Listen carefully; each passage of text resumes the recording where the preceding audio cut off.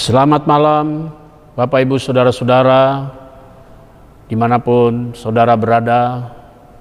Salam dalam kasih Tuhan Yesus Kristus. Malam hari ini saya Pendeta Benjamin Lauhena Pesi adalah Ketua Majelis Jemaat GPIB Sejahtera DKI Jakarta. Kita semua tentu telah beraktivitas dari pagi hari hingga malam ini. Saya mengajak kita semua sebelum memasuki tidur malam kita akan masuk dalam perenungan firman Tuhan.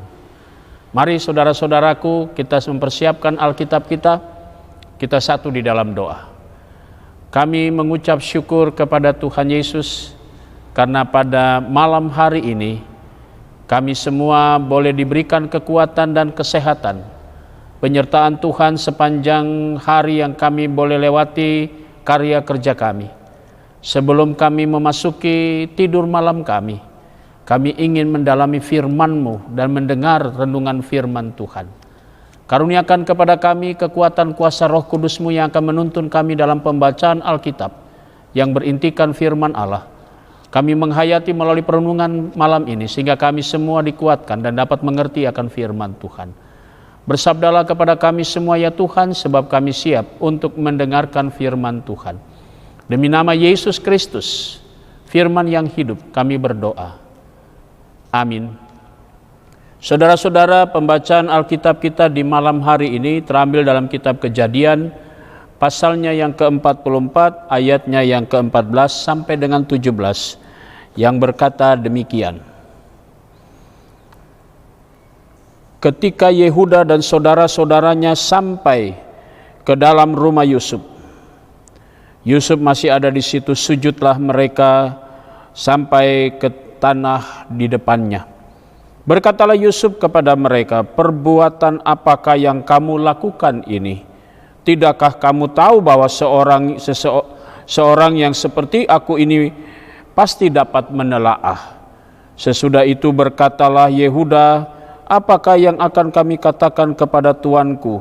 Apakah yang akan kami jawab? Dan dengan apakah kami akan membenarkan diri kami? Allah telah memperlihatkan kesalahan hamba-hambamu ini. Maka kami ini budak tuankulah kami. Baik kami maupun orang, pada siapa kedapatan piala itu? Tetapi jawabnya, jauhkanlah daripadaku untuk berbuat demikian. Pada siapa kedapatan piala itu, dialah yang akan menjadi budakku.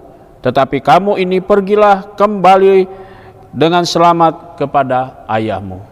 Demikian firman Tuhan. Saudara-saudara yang Tuhan Yesus kasihi, cerita keluarga Yakub menjadi sebuah pengalaman yang berbahagia. Kalau kita memperhatikan pada bacaan-bacaan sebelumnya, Yakub atau yang disebut Israel memiliki 12 anak. Dan ada 2 anak yang sangat dikasihinya, yaitu Yusuf dan Benyamin. Yusuf, menurut beberapa perkataan anak-anaknya yang lain, bahwa Yusuf sudah meninggal, padahal dijual ke Mesir. Tinggallah anak satu yang sangat dikasihi, yaitu Benyamin. Nah, saudara-saudara yang Tuhan Yesus kasih, bacaan kita hari ini memperlihatkan bagaimana seorang yang bertanggung jawab terhadap perkataan dan perbuatan. Yehuda sebagai anak, kemudian dia berjanji dengan ayahnya Israel bahwa dia akan pulang membawa Benyamin. Tapi dalam cerita ini, kedapatan ini Yusuf bermain di sana, karena Yusuf juga sangat mengasihi adiknya Benyamin. Dan karena itu dia berupaya untuk bisa menahan adiknya ini. Tetapi saudara-saudara, cerita ini dibungkus dengan satu cerita yang menarik. Kenapa? Karena kita bisa melihat bagaimana Yehuda sebagai orang yang pernah berjanji dengan ayahnya bahwa dia akan pulang bersama adiknya Benyamin di hadapan ayahnya karena akan menghadapi resiko. Nah, kita baca pada ayat sesudahnya bagaimana Yehuda berusaha membela adiknya dan mempertahankan adiknya karena dia sudah melontarkan ikrar dia atau janji dia kepada ayahnya. Saudara-saudara yang Tuhan Yesus kasihi, kesalahan daripada Yehuda dan saudara-saudaranya atas perlakuan mereka terhadap Yusuf, mereka tidak mau untuk terulang kembali terhadap adik mereka Benyamin. Dan karena itu dalam bacaan kita ini menjadi sorotan buat kita semua, bahwa Yehuda tampil untuk membela saudaranya. Dia siap untuk menjadi budak, dia katakan begitu. Jadi dia mau membela adiknya supaya adiknya ini pulang dan dia bisa membahagiakan ayahnya. Nah, saudara-saudara, tadi di cerita ini seringkali kita temui perbedaan pendapat atau perselisihan antar keluarga, antar adik dan kakak. Tapi bagaimana menggambarkan Yehuda sebagai seorang anak yang bertanggung jawab, itu yang menjadi pembelajaran yang sangat berharga buat kita. Karena itu dia berusaha untuk membela adiknya. Nah, saudara-saudara yang Tuhan Yesus kasihi, kata-kata yang di dalam bacaan kita tadi dikatakan, apakah yang akan kami jawab? Dengan apakah kami akan membenarkan diri kami? Allah telah memperlihatkan kesalahan hamba-hambamu ini. Dia merasa bersalah walaupun itu bukan perlakuan dia. Walaupun Yusuf melakukan itu, tapi Yehuda dan adik-adiknya dan semua saudaranya tidak merasa bahwa dia mengambil. Nah, saudara-saudara yang Tuhan Yesus kasih, dia tidak membela diri, dia tidak membenarkan diri, tapi dia mau menunjukkan sebagai anak yang bertanggung jawab. Mari kita coba hayati, menghadapi segala persoalan. Kita bukan orang yang kemudian pengecut, lari dari masalah. Belajarlah dari sikap Yehuda, sehingga kita semua bisa melihat bagaimana Yehuda tampil sebagai orang yang siap menghadapi apapun resikonya.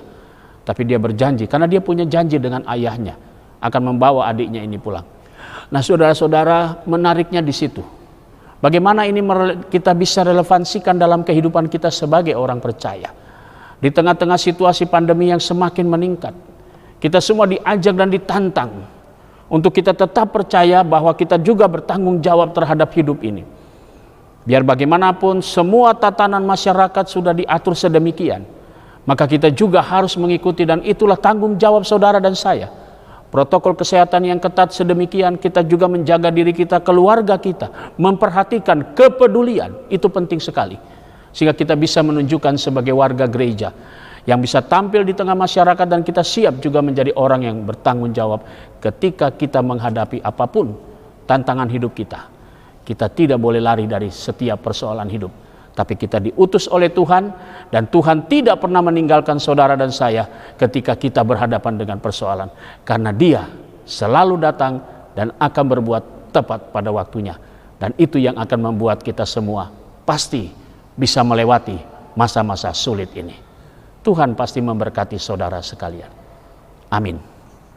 Mari saudaraku, kita satu di dalam doa. Bapa di sorga, kami bersyukur kepadamu. Kami berterima kasih, Engkau sudah menuntun kami. Kami belajar dari sikap Yehuda yang bertanggung jawab sebagai seorang yang dipercayakan ayahnya melindungi adiknya Benyamin. Kami juga dipercayakan untuk menjaga saudara-saudara kami. Kami dipercayakan untuk terus memberlakukan, menghadapi persoalan. Kami tidak berusaha untuk menyelamatkan diri kami sendiri. Terima kasih Tuhan Yesus. Malam ini kami mau berdoa untuk kami semua, dimanapun saudara-saudara kami semua berada. Malam menjadi bagian bagi kami untuk beristirahat. Tuhan bungkus kami, lindungi kami sehingga kami dapat tidur dengan baik. Besok pagi kami boleh bangun kembali dan beraktivitas seturut dengan panggilan dan pengutusan Tuhan. Terima kasih Bapa di sorga. Kami berdoa untuk GPIB, kami berdoa untuk Majelis Sinode. Tuhan berkati selaku pimpinan, berkati keluarga mereka, berkati pelayanan, berkati juga akan karya kerja mereka. Semua unsur, unit-unit misioner, badan pemeriksa perbendaharaan gereja, Tuhan Yesus memberkati semua pelayanan mereka. Kami juga mau berdoa untuk bangsa dan negara kami di tengah-tengah pandemi COVID, varian Omikron yang semakin meningkat. Tuhan memberkati agar tenaga medis selalu dalam lindungan Tuhan, dan kami bisa melewati masa-masa sulit kami ini. Biarlah kami tetap dalam lindungan Tuhan. Inilah doa kami semua. Kami menyerahkan diri kami tetap percaya Tuhan mengajarkan kami untuk bertanggung jawab dalam menghadapi setiap pergumulan hidup ini. Karena Tuhan tidak membiarkan kami seorang diri. Tuhan selalu beserta dengan kami. Ampunkan dosa kami alaskan doa ini dalam nama Yesus Kristus, Tuhan dan Juru Selamat kami yang hidup. Amin. Selamat malam, salam damai Kristus menyertai saudara sekalian.